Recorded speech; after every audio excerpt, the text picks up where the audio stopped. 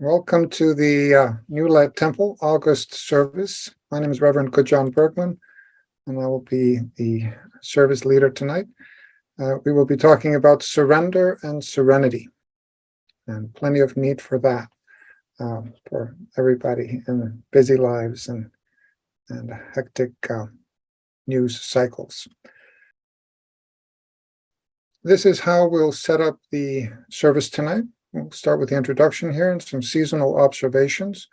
We try to include information about religious festivals that are going on every month. December is very busy, August not as much, but I'll get to that in a bit. Then we'll do our invocation. Then I have a little talk about surrender and serenity.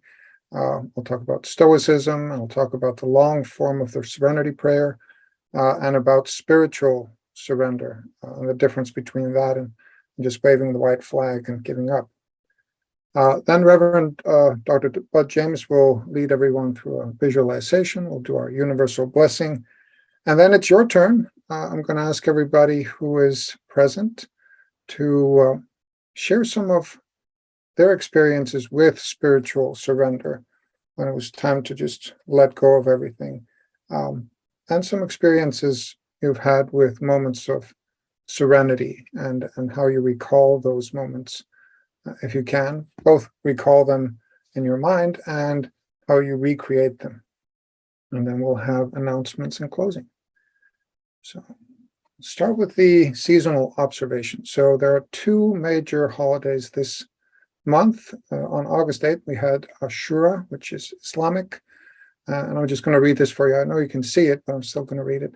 It's an important Islamic day that occurs on the 10th day of, and I'm going to slaughter this, so excuse me, Muharram, the first month of the Islamic lunar calendar.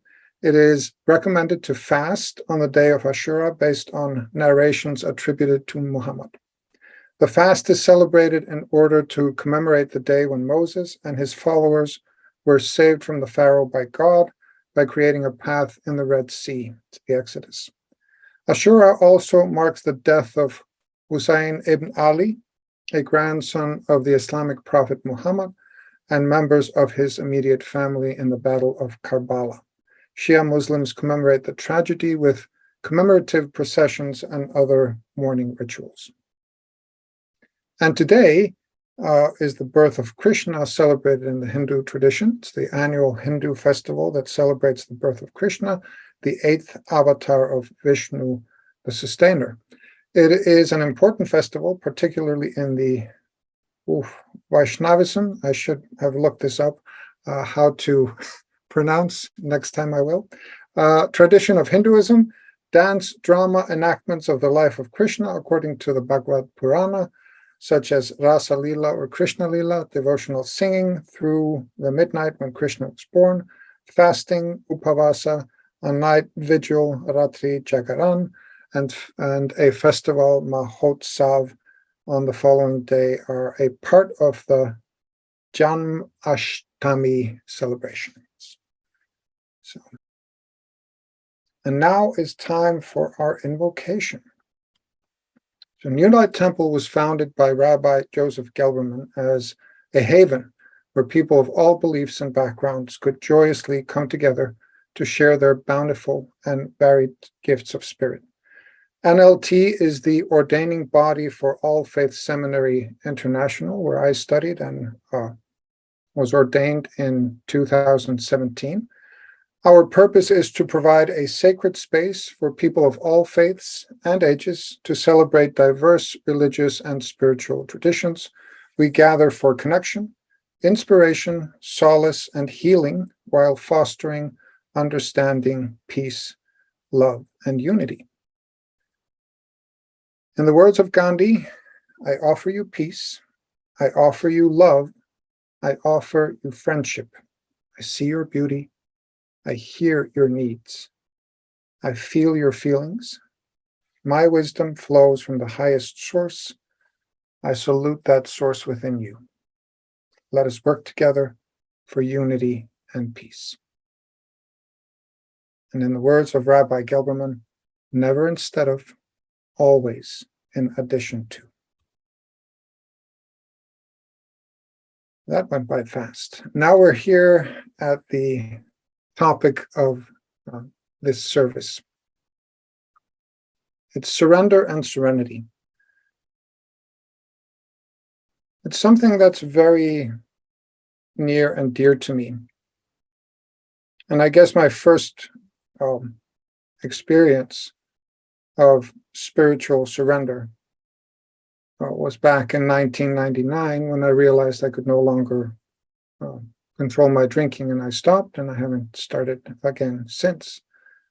Being sober was, or becoming sober, was a new way of thinking about this concept. So I have an older brother who was a very big fan of a sports team in Iceland, where I come from. And he said for years that he could never quit drinking because people in his team, they never surrendered. Never, and so for him, that was waving the white flag and just giving up. And I think there's a big difference between what we would call surrendering in life, just giving up, and spiritual surrender. And how I understand the difference between the two is giving up is you stop trying, right? That's you surrender. Like I surrender in a war. I'm going to stop trying to beat you. I'm going to stop trying to do this. I'm going to stop trying to do that. And the way I understand spiritual surrender is that I stop trying to control the things that I cannot control. And we'll come back to that with the serenity prayer a little bit later. But there is some power in that, and it's not, I guess it gives you back time and energy and resources and all kinds of things that you've been using to try and control something that is really outside of your control. And what spiritual surrender gives you is it gives you back power over those things that you can control, right? And that's a big deal, because we all lack in that precious resource of time. I sometimes laugh when people talk about time management. We don't manage time. We manage ourselves within the context of time. Right? No matter how much we want to manage time, that's not what we're doing. We're managing our actions within the context of time. And when we surrender to the things that we cannot control, we gain an awful lot of time. That is, we gain control of ourselves, of the things that we can control within the context of time, and that gives us a sense of more time, even though we still just have the same 24 hours in the day. And so surrender is not giving up. It's not when you stop trying. It's when you stop trying to do things that you couldn't do in the first place. Like, for instance, control how other people feel, right? So you could never do that. That was never part of, your toolbox, your abilities, never part of something that you said, oh, yes, if I just put my attention to it, I can learn how to do this. Now, can we influence how other people feel? Certainly.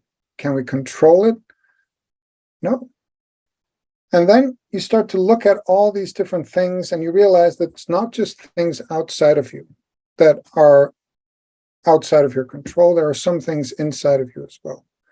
And I think that's the growth of understanding of spiritual surrender. It's easiest to start outside, right? You start outside and you say, well, I can't really control what people in other countries are doing. Okay, and then you say, well, what about my country? Well, I have some influence. It's called a vote. I can maybe do something here, something there. And then you come closer and closer, and you go to your society, and you come to your family, and you come to yourself. And then all of a sudden you go, well, I can't control this, I can't control that. And you realize that more and more of the things that you were trying to control are not yours to control. One of my friends back in the 90s, he wrote a really long letter to his guru, Yogi Shanti Desai, who became my mentor for the past 20 years. And it was a 5-page long letter about the state of the world in the 90s, how everything was going to, where, going to hell in a handbasket, and how could you be spiritual in such settings, and how could you really, what could he do to help change the world and all that. And Shanti really just wrote back and he said, well, just let go of it and surrender to the fact that you don't control it, and trust in the intelligence that created the world, and go from there. Start there. And to me, that was inspirational at the time, but I didn't realize this was like, I heard this back in 96. It wasn't until I really had to surrender in my own life that I started to realize how important the concept of spiritual surrender is. And over the past 25 years, it's just grown in importance. So that moves us on to the experience of serenity. So what happens when you stop trying to control everything? When you surrender to what is, you experience a sense of peace, a sense of calm, a sense of joy sometimes. When you think about serene surroundings, what comes up in your mind? Serene surroundings. Be a lake,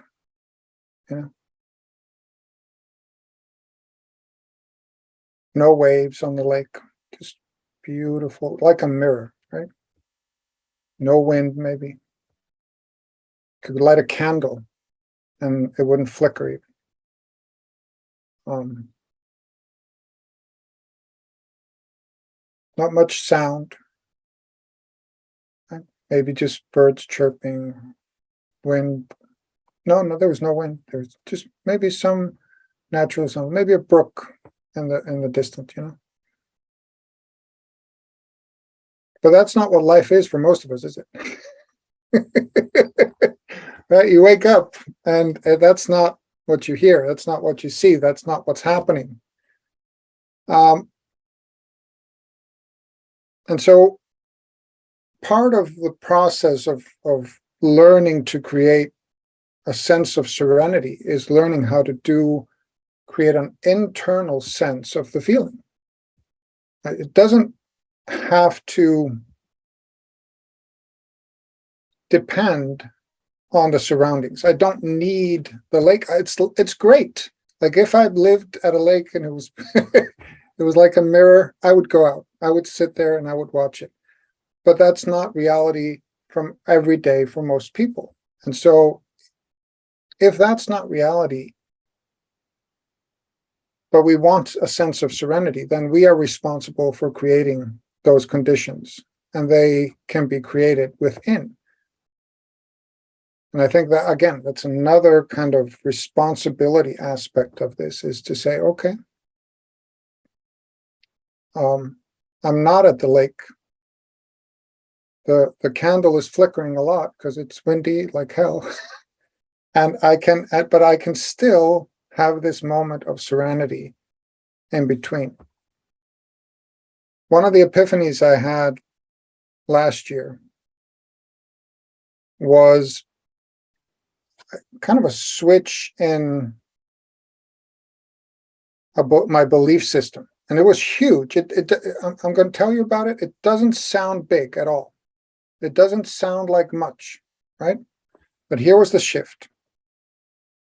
I went from believing that I could gain a sense of peace that would last to realizing that all I had were moments of peace. That, in the world, because it is always moving, there is no such thing as a permanent anything. Right? Everything changes. That's the nature of the world. And so by trying to create a sense of everlasting peace now, I was actually creating stress when I lost it. My friend calls it toxic goals. It's when you get something and then you try to hold on to it too long, then it becomes toxic, right? So I got peace and I was like, oh, this is great. I'm in a peaceful state, serenity. Now, if I can just keep this, if I can just hold on to it for the whole day, if I can just hold on to it until next week, if I can hold on to it, and it went from being nice to then creating stress because I couldn't do that. And ever since I changed, and it was probably 2 years ago. It's when I started developing tinnitus, ringing in the ears. I realized there was no such thing for me anymore as silence. That was huge. So how can I create serenity in a state where there is no such thing as silence? I had to relearn meditation. I had to relearn a lot of things.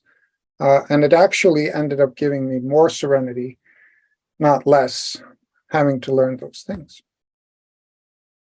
But the experience of serenity is internal, and it's not even dependent on silence, which I learned when I have tinnitus, because for me, there is no such thing as silence anymore, which is a big loss, but it's also a big epiphany to understand that my reaction to the ringing in my ears can be serene, that I can find peace and serenity in spite of conditions. And it's a big change. So what I wanted to do a little bit in this talk was also to dive deeper into the long form of the serenity prayer. Everybody pretty much knows the first part, the first 3 lines: God, give me grace, or give me serenity to accept the things that cannot be changed, courage to change the things that can, and wisdom to know the difference. So this is the original version, long form version. And so let me read the rest of it, and then let's dissect it a little bit. Living one day at a time, enjoying one moment at a time, accepting hardship as a pathway to peace, taking, as Jesus did, this sinful world as it is, not as I would have it, trusting that you will make things right if I surrender to your will, so that I may be reasonably happy in this life and supremely happy with you forever in the next. And so if you look at this prayer, I mean, you take out some of the theological parts and you see mindfulness techniques, right? Eckhart Tolle could be reading this. He could be saying, living one day at a time and enjoying one moment at a time. So it has an interspiritual dimension, and that's why it has probably become so popular for many people. But here's the thing that really struck me the first time I read this long form was taking, as Jesus did, this sinful world as it is, not as I would have it.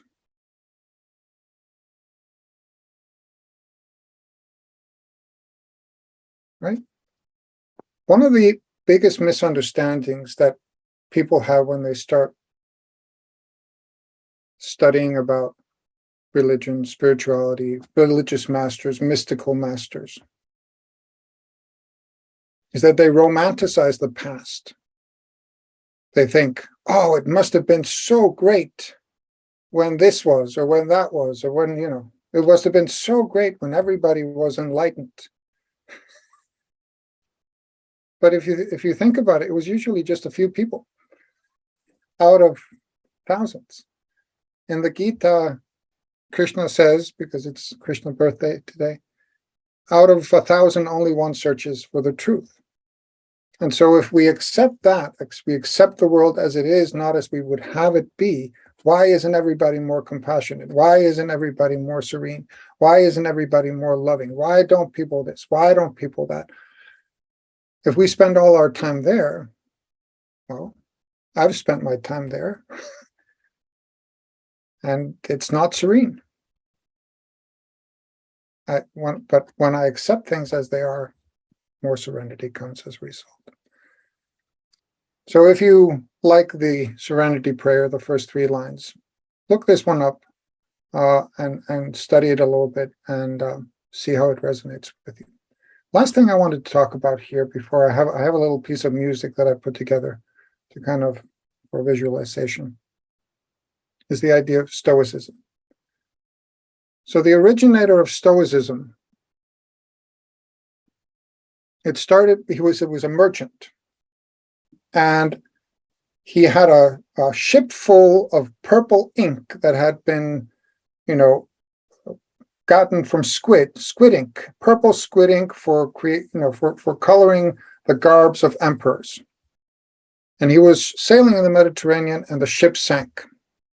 Now you can just imagine how long it takes to get squid ink out of one squid and then have a ship full of that stuff. So that was his entire fortune that sank. And he went to a Greek temple. This was in Greece. And his message in his hour of despair was, study those who came before you. So he started studying the Greek philosophers and all, and developed his own approach, which was a balance between philosophy and a way of living. And one of the main principles in Stoicism is to focus only on those things that you can control. It's almost the serenity prayer in essence. And it has a lot of other principles as well, but that is the central principle. And almost be, I say, apathetic to things that you cannot control, not to waste any energy on things that are out of your control. And so using the serenity prayer, ties directly in with Stoicism, which is great about the interfaith research, is you see the few but very important similarities between ideas, concepts, and how they resonate with each other. What I wanted to do now is I created a little tune. It's pretty passionate. So what I wanted you to try here is just sit comfortably in your chairs, have the volume so that you can hear the music. It's a 2-minute song. Sit up, back straight, shoulders relaxed, close your eyes. It's not a big visualization here, but as you listen to the music, see if it stirs up any desires within you. And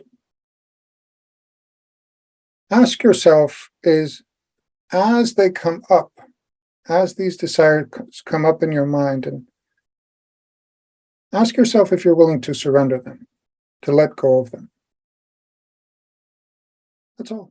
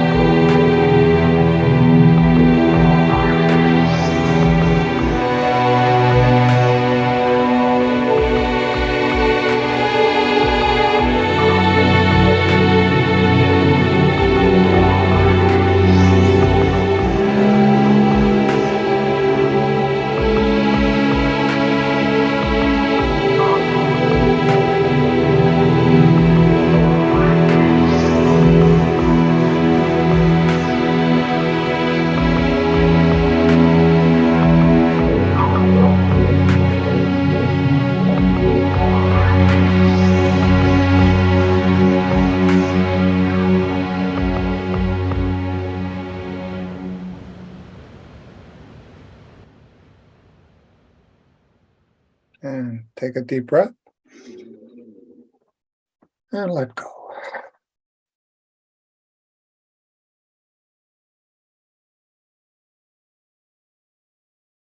And you can open your eyes.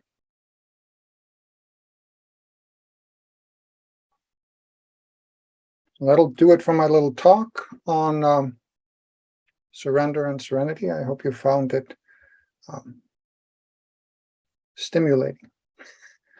stimulated you to think. That's my favorite way of approaching something, is not if you learn something, but if you walk away thinking, maybe I need to take a look at that. Maybe I need to take a look at surrender and serenity in my life. Now, I want to offer you the universal blessing that we have created here at New Light Temple. The divine bestows these blessings on us all: miraculous love and providence, comfort, hope, and healing, understanding hearts, resistance to temptation, freedom from egoism, equal vision, faith, devotion, and wisdom, spiritual progress and inner strength, virtuous hearts, compassion for the less fortunate, love for all. May these blessings of the divine rest upon us. May all beings be well. May all beings be happy. May we lift the veil and see the divine spark in all of them. Peace, shalom, shanti.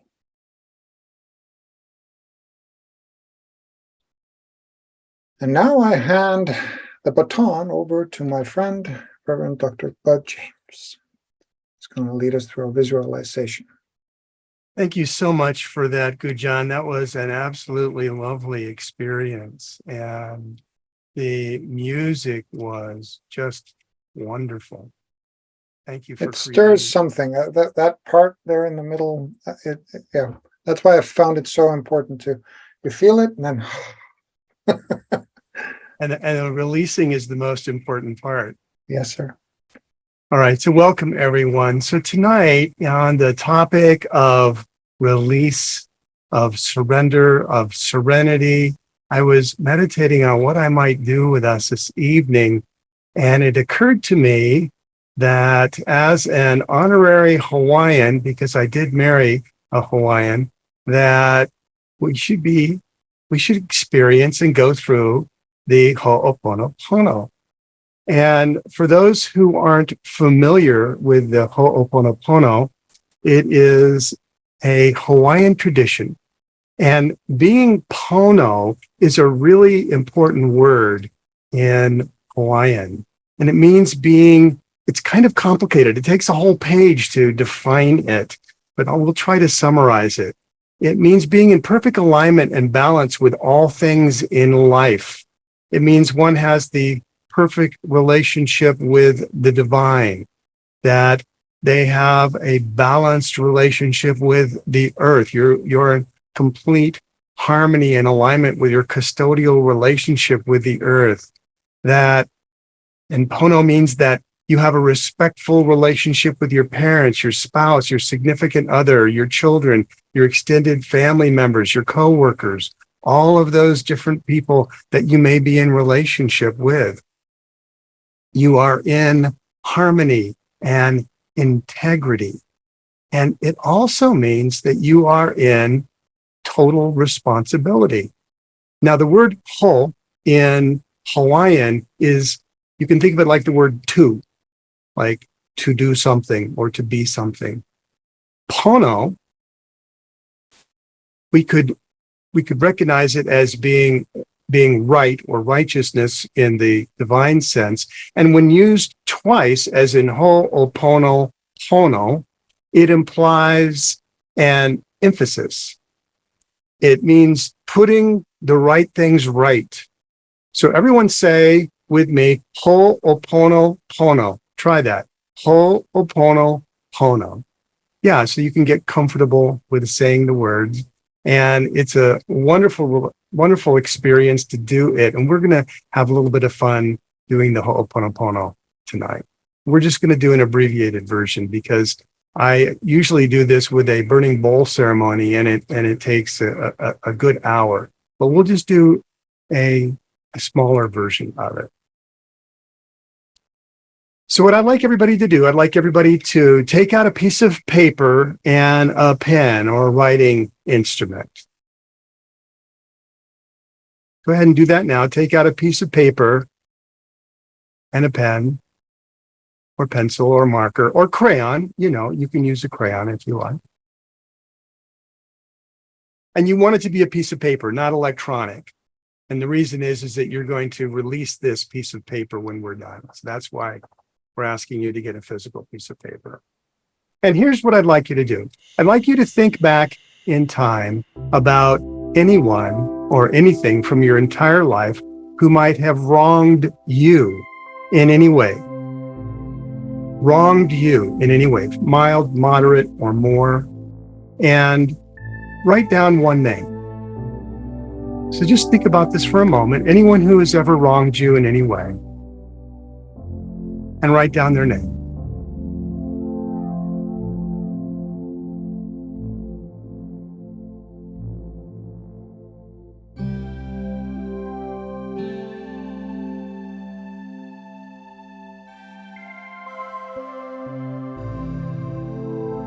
And now, think about people that you might have wronged in any way.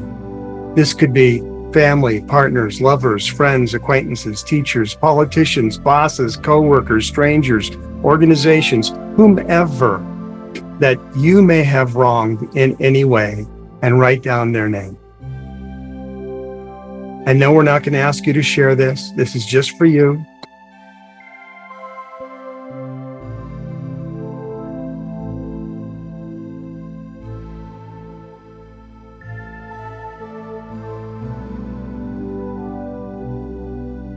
And now look at those names and change their role to being a teacher. Ground and center yourself and see them as a teacher. And ask yourself, what was the highest lesson that they were trying to share with you? What was the highest lesson that they were trying to share?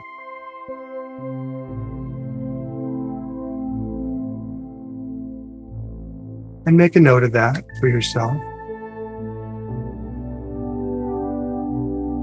But what was the highest lesson?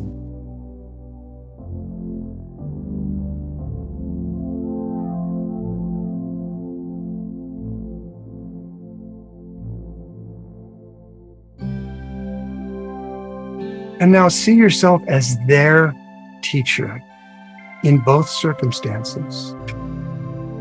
What was the highest lesson that you were trying to share? What was the highest lesson that you were trying to share? And just make a note to yourself about that.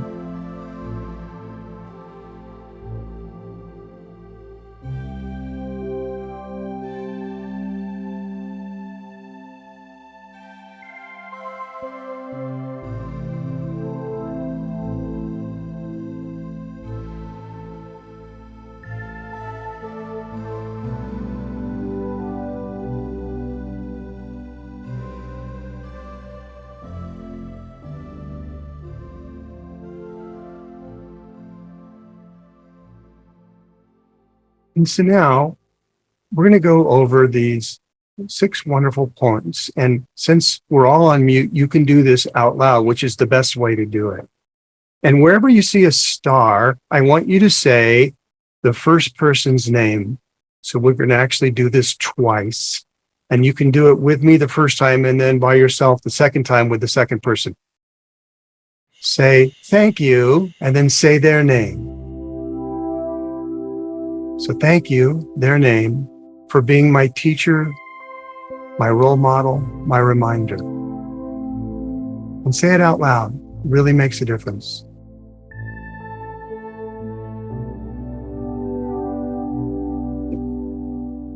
And then I'm sorry, or I take full responsibility person's name, for asking you to play that role in my life so that I could learn that lesson. I know I am responsible for everything I experience and project. I am sorry, for I take full responsibility. Name of that person.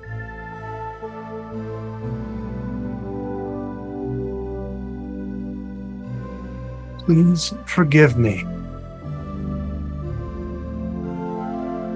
for anything I've ever done, any thoughts, words, or actions that could have caused you any harm. I recognize my role as teacher as well.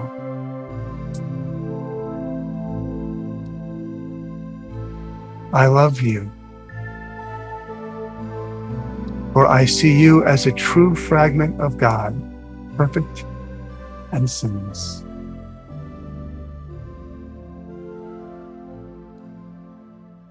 I release you, for I now recognize that the purpose of this relationship is to make me conscious, not to make me happy.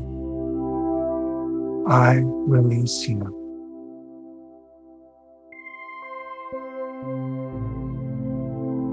And finally, I forgive me for forgetting that I too am a perfect extension of God. There you have it. This is the course version of the Ho'oponopono. Very, very powerful when you do this process. And so go through this, and I will be happy. I'll put into chat a document so that you can use this for yourself. But go through each one of these statements and say them and mean them. Thank you. I'm sorry. Please forgive me. I love you. I release you. I forgive me. Such powerful words.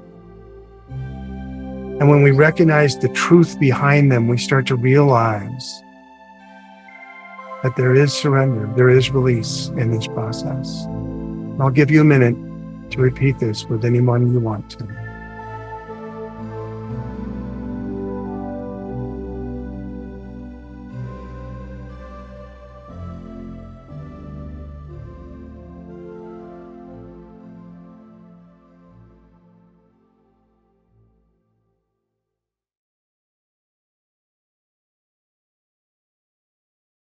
And as you complete this exercise, what I would invite you to do is to take that piece of paper and burn it, shred it, tear it up into little bits, turn it into confetti. And as you do that, however you're going to release it, say simply that: I release all this. I release all this. I release all this. And again, invite the divine into this relationship and ask for it to be upgraded into a holy relationship where love becomes the experience and forgiveness becomes this wonderful expression of gratitude. And then I invite you to close your eyes and move into that state of release, of forgiveness, as we meditate on a wonderful song, again brought to us by Pujan.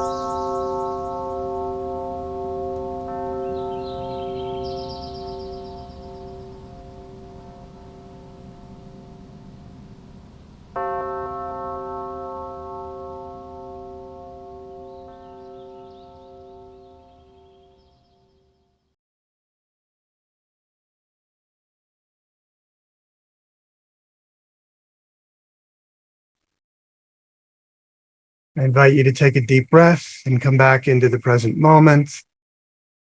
Center yourself and be here with us now.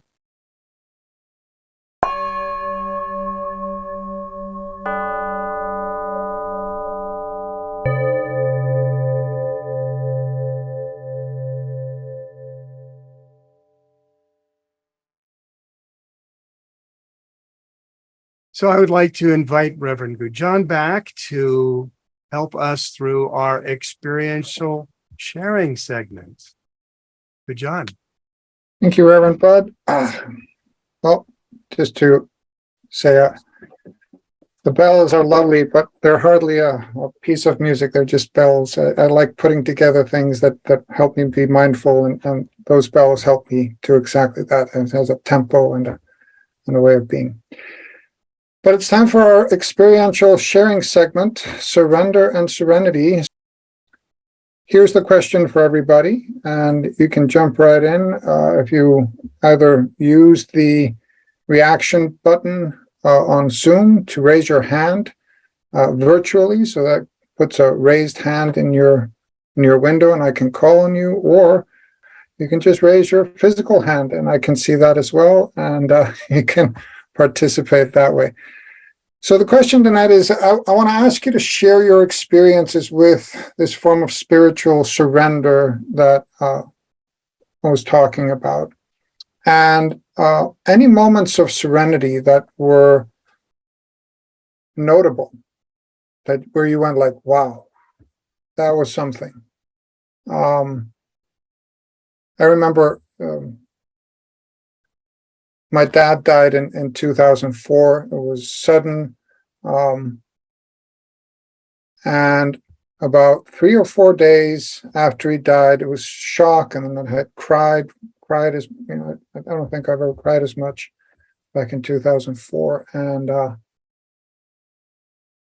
then I all of a sudden had this complete sense of serenity for about 2 hours, where it was almost as deep as a spiritual experience I had. And it was just this sense of calm, like I was all cried out. There was nothing left to say, nothing left to do. There was no noise. And it came after that. So that's one example of an experience of notable serenity. So either an experience of surrender where you felt surrendered spiritually, or an experience of serenity. Who wants to start? Either the virtual hand or the physical hand will do. Reverend Don. Good evening, I should say. It's been a wonderful evening as I kind of settle into the serenity. There is a lesson that was taught me that when you run into any kind of obstacle to your plans, to understand that there is a better plan waiting. And rather than fight it, which I've done so often in the early years before I really learned this lesson, by just surrendering that the universe has a better idea. It's the part of the course that says infinite patience produces immediate results. It's at the moment you step into that, you become at peace. You just trust. There's a faith and trust. And it occurs in all kinds of circumstances. It'd be one case was I was driving a little too fast in a high-speed lane, and a guy cut in front of me. And my immediate reaction was a little bit of being upset slightly. But as we went around a corner, there was a speed trap. So he was really helping me, okay? And so reacting, the simplest thing is that, I said, oh, that was really good, Or just in the last week, I had made arrangements to play tennis with my granddaughter, and all kind of obstacles got in the way. And I was starting to get a little frustrated, but then I sort of took that surrendering point and said, there's something else. And something happened that neither of us knew was going to happen that explained why it wasn't time to do this. And so this is the pattern. One other thing I wanted to share was on your music. I once had a musical portrait done of me. And I was at a concert. It was a small concert, and there's the individual was the pianist, but he was an intuitive pianist, so he could just play whatever came to him. So he had a program. A person sitting next to me told me that he does these musical portraits, which I was not familiar with. So I went up to him after the concert and asked him if he'd do mine. And he said, sure. It was about midnight too at this. And he set up his computer and he interviewed me for about 20 minutes and just started playing. And he played for about a half an hour and recorded everything. And there were 3 movements. And one of your music brought me into that moment of one of those movements, which was a lot more clashing, but the final movement was all serenity. And it was just something I hadn't thought of in a long time. So.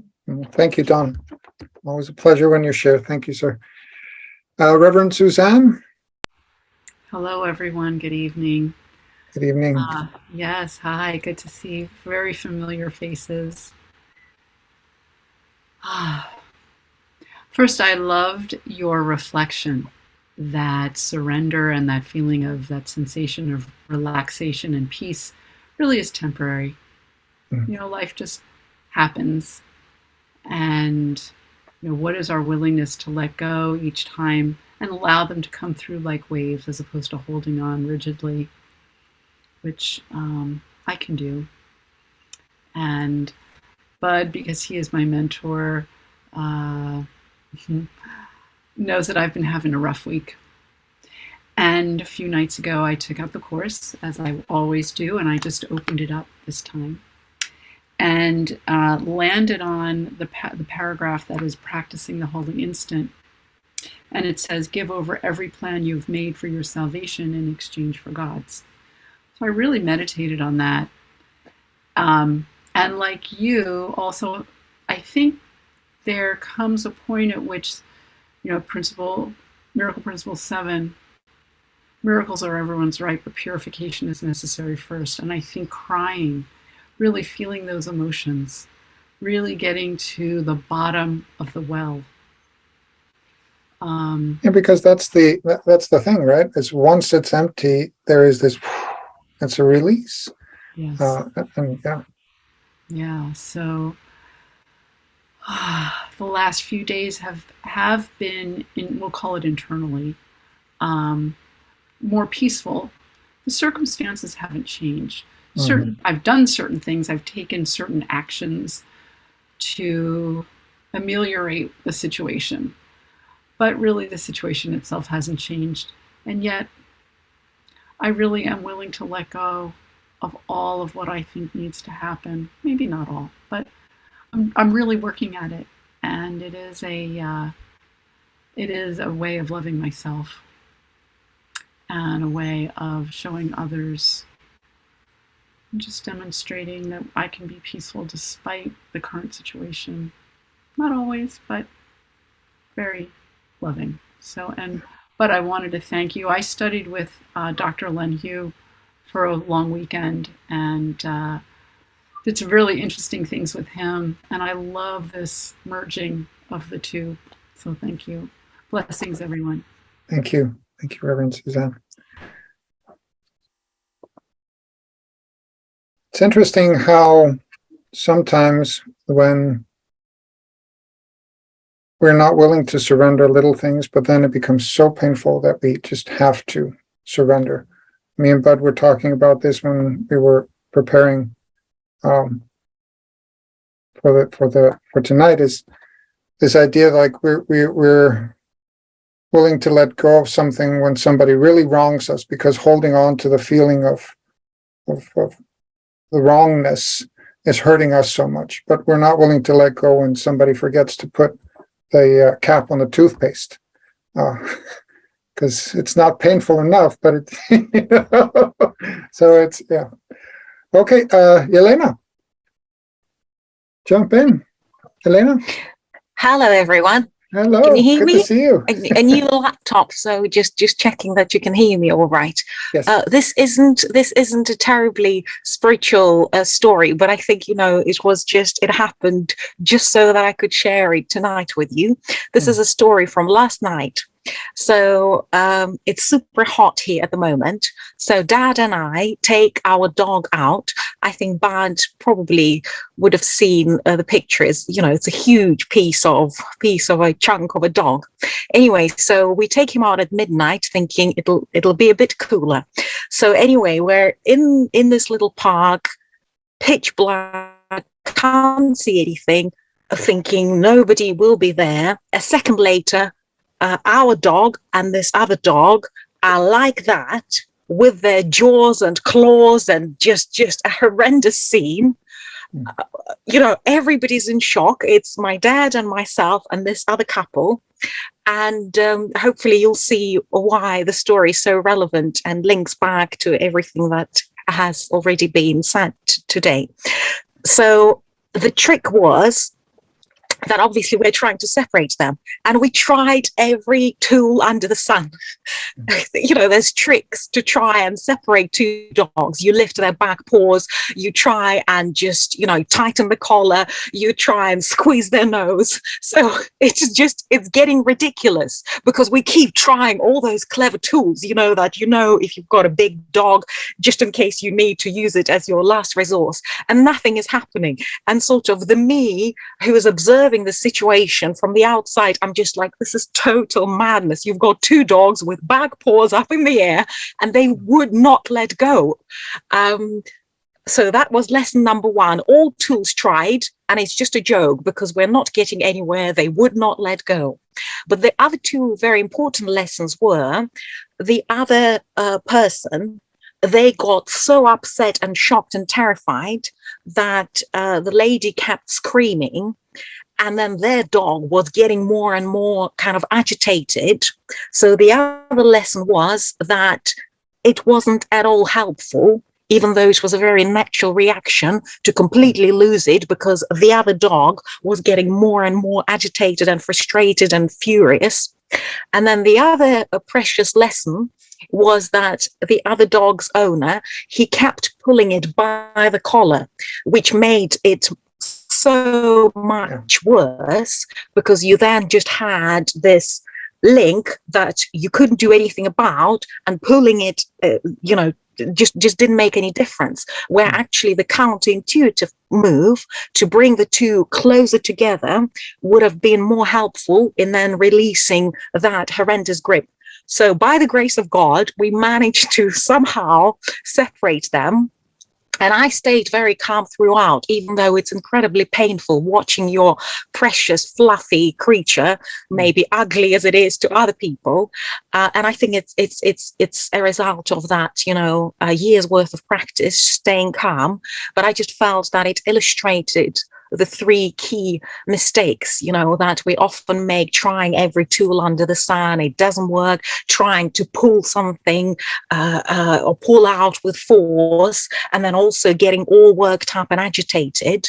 And actually, sometimes as you go, just surrendering, letting go, and allowing things to just resolve themselves naturally can be the most helpful solution. And I'm sorry that it's just a really silly silly story.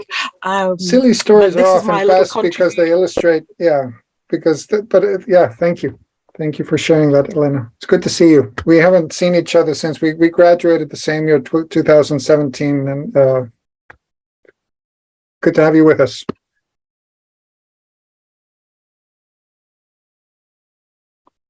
Okay. Wants to go next? Share about your experience with spiritual surrender, moments of serenity. Larry? Okay, it's a very mundane example, but it's something that happened a few months ago where Tamar really taught me how much more surrendered and accepting she was of the situation than I was. And basically, we take turns doing the dishes every other night. So it's either her turn or my turn, and we alternate every other night. And sometimes I'm so tired. I don't remember whose turn it was the night before. And sometimes when it is my turn, I see that Tamara had put things away in what to me was the wrong place. Oh, she hung this one over there and that one's supposed to go over here, where the cup was or where the slotted spoon was or where the ladle was or whatever it is. And so one morning, Tamara got up and it was the day after it had been her turn to do the dishes the night before. And she commented to me, "Oh, I always know you did the dishes because you put my favorite cup on the right and I put it on the left." And I apologetically said, "Oh, I'm sorry. I know how annoying that can be." And she said, "Oh, no, it's not annoying at all. It just lets me know when it's my turn to do the dishes." So there you have it. I was less surrendered, and that was the lesson. My mom used to say that the key to a happy marriage is to understand that there are more than one way to do the dishes. So that's one way to look at it. Thank you, Larry. Reverend Robert Bear. Hi, Gujan. Yeah, go ahead. Yeah, I can hear you. I am looking at some with the surrender because you were talking about that you have tinnitus. I have it also, and I realized by listening that I got to do more work and coursework, and I'm a body, I'm free, and I am as God created me. Because tinnitus is a very hard thing. So we could take the low level when you have these type of problems and be angry, or look at what's going on, or is it a God communicating through me this way, or it's a challenge because sometimes it's gotten a lot worse for me because I'm going deaf, and and it's a humbling experience. I haven't been wearing my hearing aids for 7 years, and I'm going to start wearing them again, and you can't. I could be in denial, but it affects me in my relationship and relationships with other people when I can't hear them. And as a minister, I need to hear people. And sometimes the people profoundly think I'm ignoring them. And I'm realizing that, along with your exercise and Reverend Bud's, that I need to take full responsibility for it and wear my hearing aids and listen to people. Do a little more coursework, and I don't hear the ringing when I'm doing more, work. I do a lot of work with a prayer group with Reverend Imam Arif. We do a prayer session on Fridays, and we have a wonderful thing every about 3 weeks. The first or second week, I did it today, and where we have like a fundraiser for.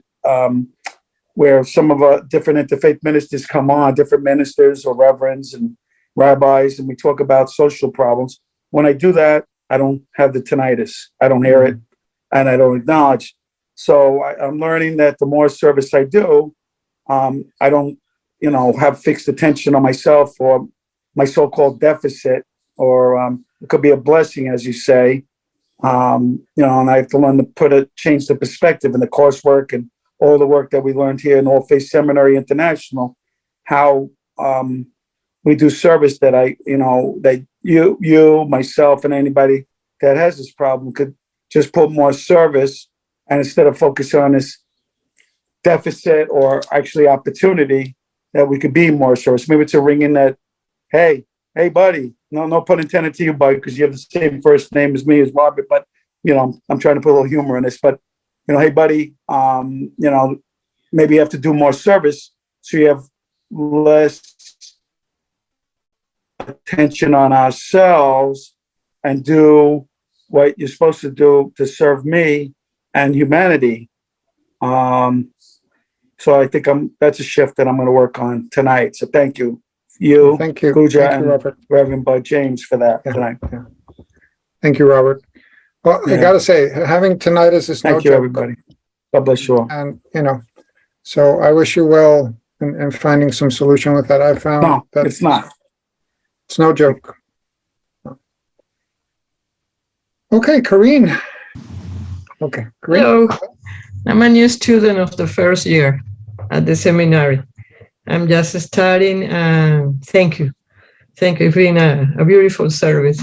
And well, I have to share my experience with tinnitus, because like 3 years ago it started, but it wasn't really bad, you know. But then I just started working at the airport, at the Opaloca airport here in Miami. And I had a new office very near with glasses and everything. I could see all the planes, but I could hear them. And it made it worse. In the moment, it made it worse. I was working there for about a year and a half, okay? So it was really obnoxious. Yes, it was really obnoxious. And I researched and I read that working in an airport was really bad, you know. So, because I'm a meditator since 16 years old, you know. So I'm a Zen Buddhist nowadays, you know. I need to meditate with silence. And the tinnitus at the beginning won't let me. But I decided to meditate with the tinnitus.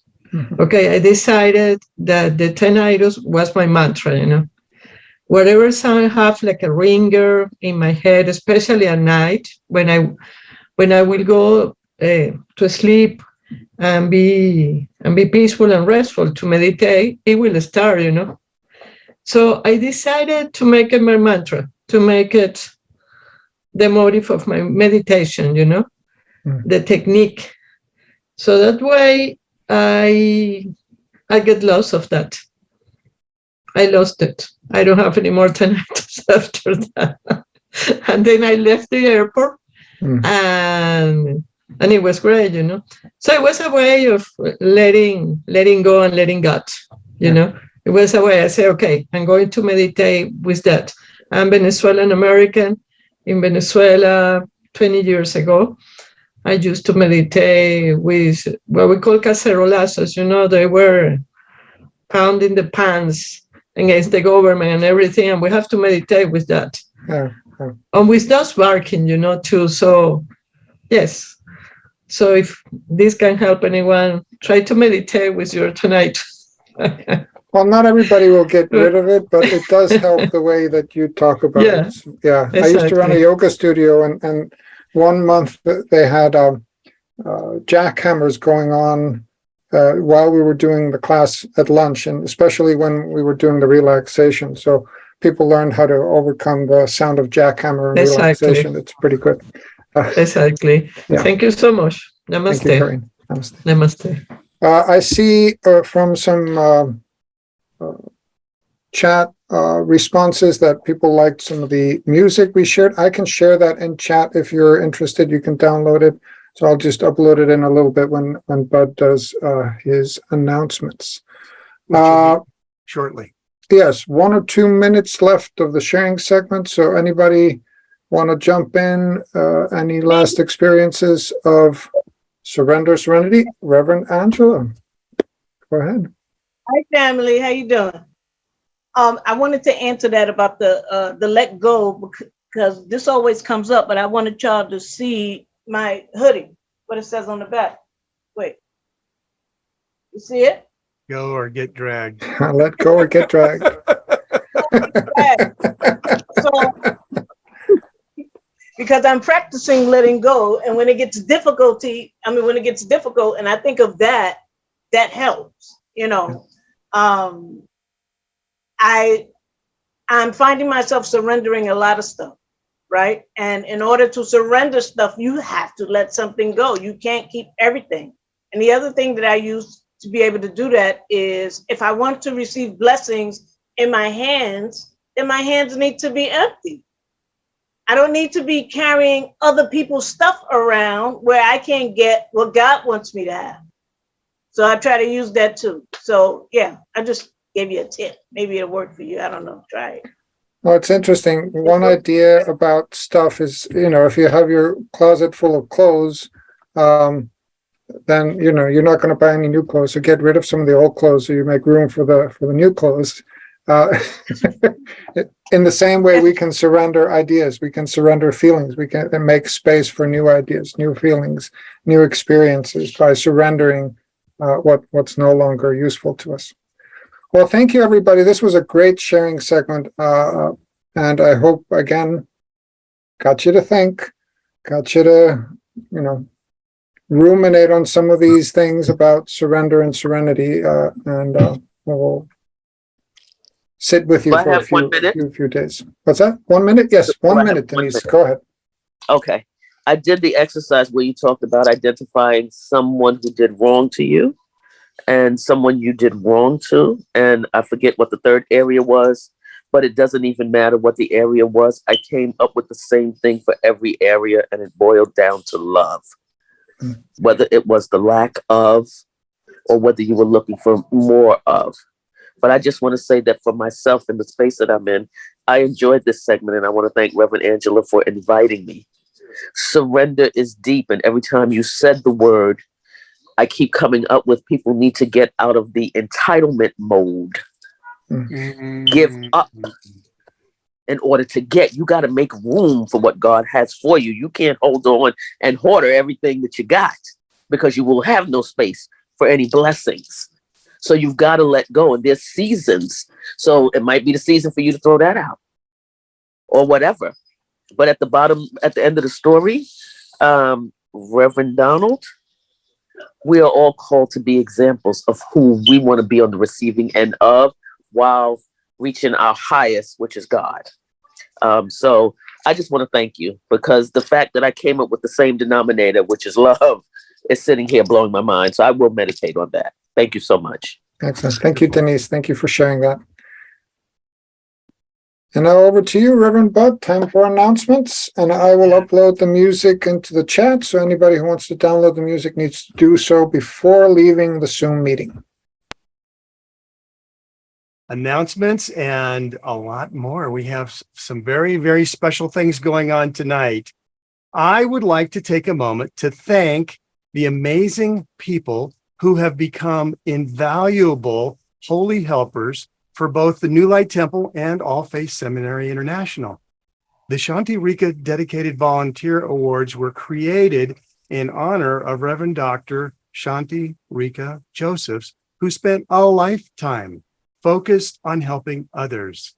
All who knew Shanti, and many people here knew Shanti, they realized what an amazing, bright light and tender heart she had, and how she shared that with everyone.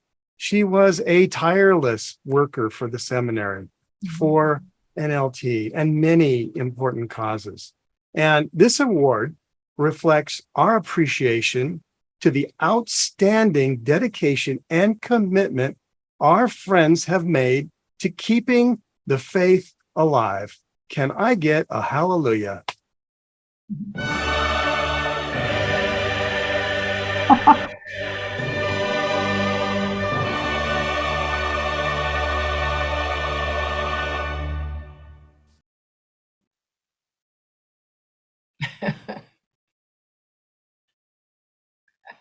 So let it be known that Reverend Angela J. Wright, also known as Rev. AJ, has received this award for being a dedicated All Faith Seminary International and a New Light Temple Holy Helper. Please join me in thanking and congratulating Reverend AJ with your applause. Yay, Reverend AJ. Well done. Yay. Well done. Congratulations. Yay. Yes. Thank you, guys. Let it be known that Reverend Donald Kunze, also known as Don, has received this award for being a dedicated All Faith Seminary International and a New Light Temple Holy Helper. Please join me in thanking and congratulating Reverend Don with your applause. Thank you. Yay, Reverend Don. Yay. Yay. Congratulations, Reverend Don. Thank you. And let it be known that Reverend Catherine Congdon Caldwell has received this award for being a dedicated All Faith Seminary International and a New Light Temple Holy Helper. Please join me in thanking and congratulating Reverend Catherine. Yay! Your applause. Congratulations, Yay, Reverend Reverend Catherine. Catherine. Thank you, everybody. I'm in good company. Wow. Yay. Yes. And they've already received these wonderful awards, and we are so grateful and constantly are grateful for all those who help us here at New Light Temple. We are all volunteers, and it is this wonderful expression of love and the divine, and that's what we all dance in together. So thank you, thank you, thank you.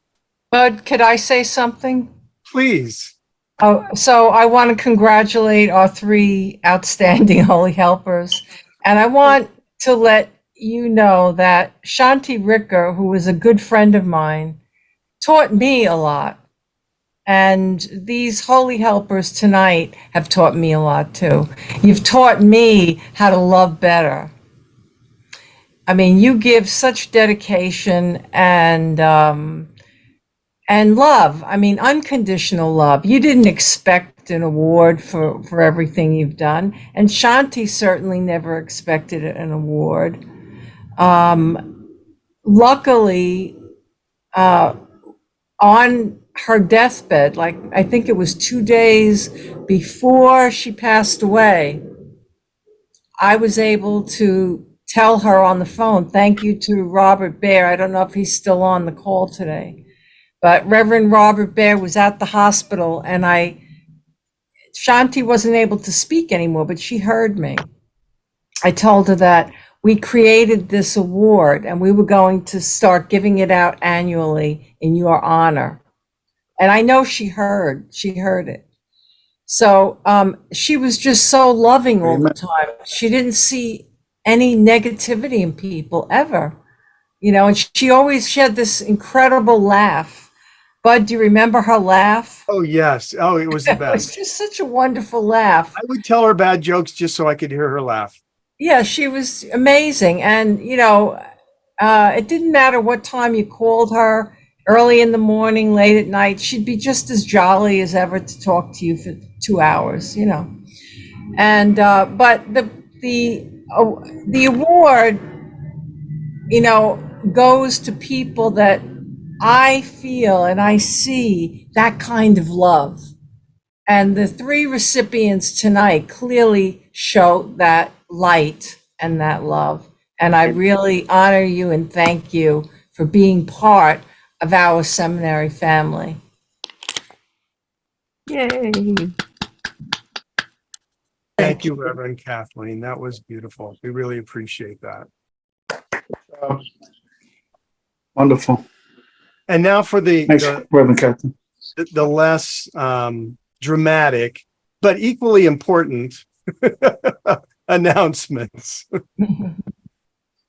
We do this every month. And here are all the New Light Temple Interfaith themes for the year. And again, I'd like to remind you that all our services are conducted by alumni of AFSI. And if any of these upcoming themes speak to you and you'd like to participate, or you have suggestions for any service, please reach out to us. And I'll be dropping the email link in chat. Of course, you've probably all received an email from me, so you can actually just reply to that if you would like to participate in any way. Next month, on the 3rd Thursday, we will be celebrating resonance and harmony. Resonance and harmony. This is a beautiful topic, and we shall have a lot of fun with it. We haven't picked a leader yet. There's a couple of people that would like to participate, and so we're looking through that right now. And if there's something that resonates with you, or if there's a feeling of harmony that you'd like to share, we'd love to hear. And our very own Reverend Goodjohn is opening up his coaching and consulting firm. Goodjohn, would you like to share? Yeah, not much. I just wanted to let you guys know that I'm now doing personal coaching, mindfulness coaching, and a new thing I call interspiritual coaching for people who are interested in kind of bringing things together, but without making themselves confused. I have a process for lessening confusion and finding the most appropriate practices for that. So if you're interested in that, just go to my website. It's either GP Personal Coaching there or just myname.com. Yeah, thanks for letting everybody know. But Absolutely. And Reverend Dr. John Mundy does ongoing classes, and this summer he's in the middle of his Journey to Awakening, which is a lovely program, and it goes through some very key concepts in the course and ties them all together. And he teaches them the same course twice a week. So it's on Tuesdays and on Thursdays at 2 different times, so people can show up. And the range of scholarships is pretty much up to you. We also do a Sunday with Monday Live, and so we bring in special guest speakers. And the one coming up on Sunday, August the 28th, is one of our wonderful dear friends, Dr. Brenda Shoshana, who is a long-term Zen Buddhist and an amazing explainer of complex topics in a way that makes them just simple and lovely. I mean, she really understands this so well. And it'll be a fun experience where we get to spend a couple of hours with her. She's going to share her insights, and you'll get to ask her questions if you like. Great.